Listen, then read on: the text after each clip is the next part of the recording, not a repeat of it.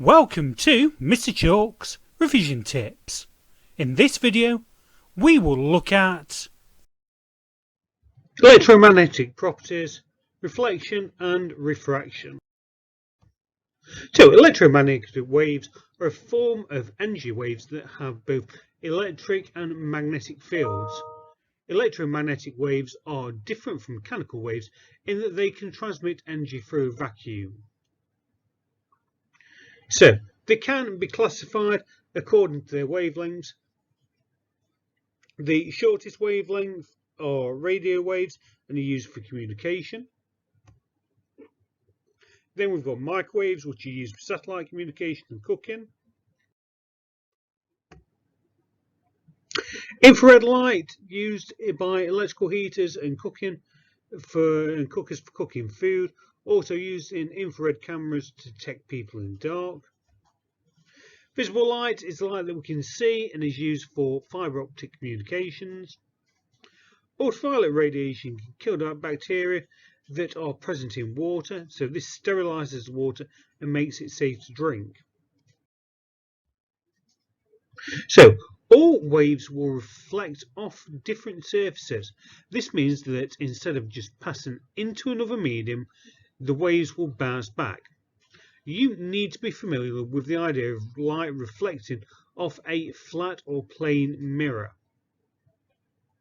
So if we look at the diagram, if we think about the rule that we can come up with, so that would be the angle of incidence is equal to the angle of reflection.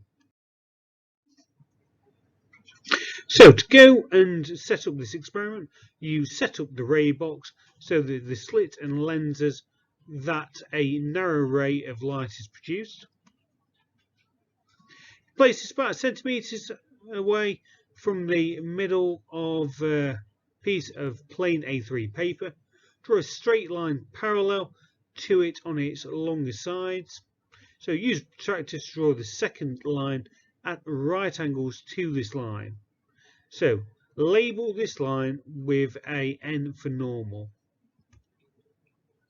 Place a pane mirror against the first line. Use the ray box to shine a ray of light onto this point where the normal and the mirror meet.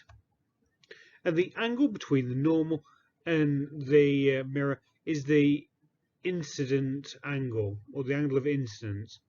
If you move the ray box or the paper to change the angle of incidence, you can go and compare it to the angle of reflection a number of times. So it's easiest to use a pencil to mark the paths of the incident ray and the reflected rays. You can then remove the mirror and join the crosses together to show the paths of the light rays. So measure the angles of incidence and the angles of reflection for the mirror. Then repeat steps 2 to 8 several different times using different angles of incidence.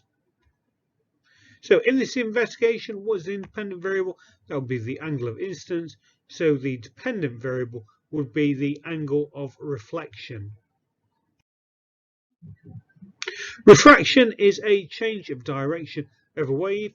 So refraction can occur when the speed of a wave changes as it moves from one medium to another. After refraction, the wave has the same frequency but a different speed, wavelength and direction. So refraction occurs between shallow and deep water. So we're explaining why refraction happens at the boundary between deep water and shallow water. You need to think something like the velocity or the speed is slower in shallow water. So the edge of the wave entering the shallower water slows down, but the part of the wave in deeper water continues at high speed. So if we go and set up this experiment, so same as before, set up a ray box so we get a single beam of light. Place a piece of 30 centimeter ruler down the middle of a piece of plain A3 paper. Then draw a straight line parallel to its longer side. Place the longest side of a rectangular acrylic polymer block against the first line, so with the normal near the middle of the block. So carefully draw around the block without moving it. So use the ray box to shine a ray of light at the point where the normal meets the block. So this is the incident ray. So the angle between the normal and the incident ray is called the angle of incidence. So if you move the ray box or the paper to change the angle of incidence, so the aim is to see a clear ray leaving the opposite face of the block. So using a pencil on the paper, mark the paths of the beams of light. Then remove the blocks and join the paths together. You can then go and repeat these steps for different types of blocks, so such as glass blocks. And you can measure the angle of incidence and the angle of refraction for each block.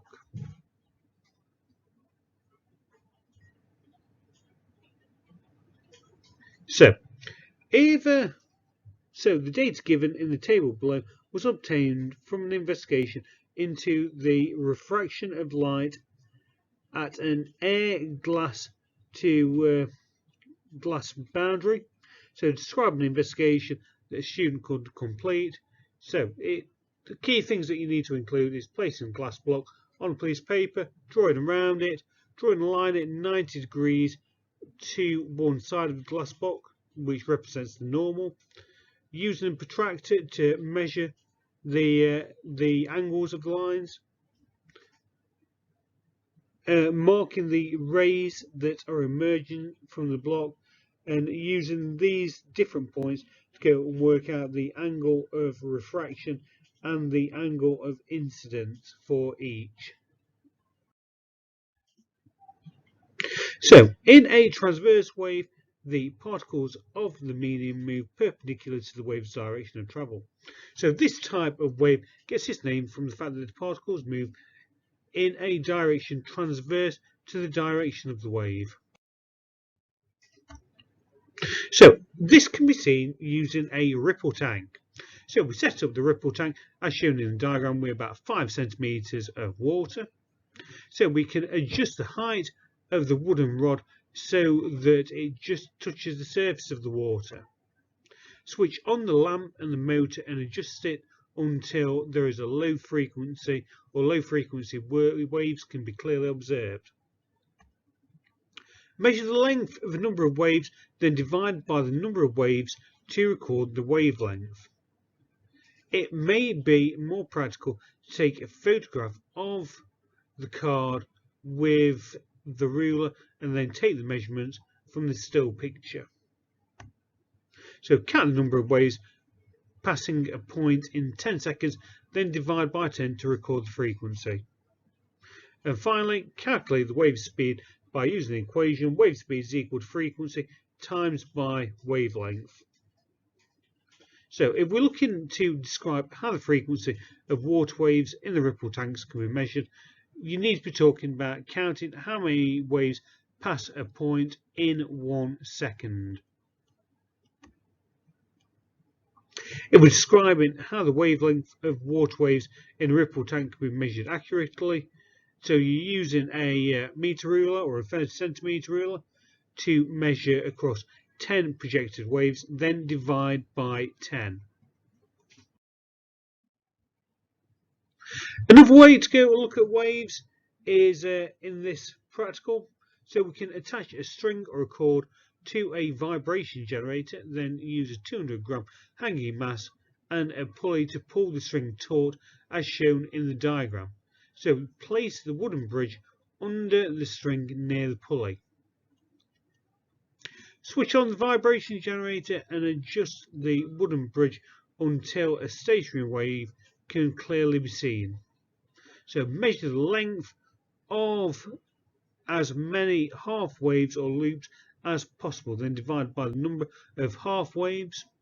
So this is the half the wavelength, so doubling it gives you the wavelength.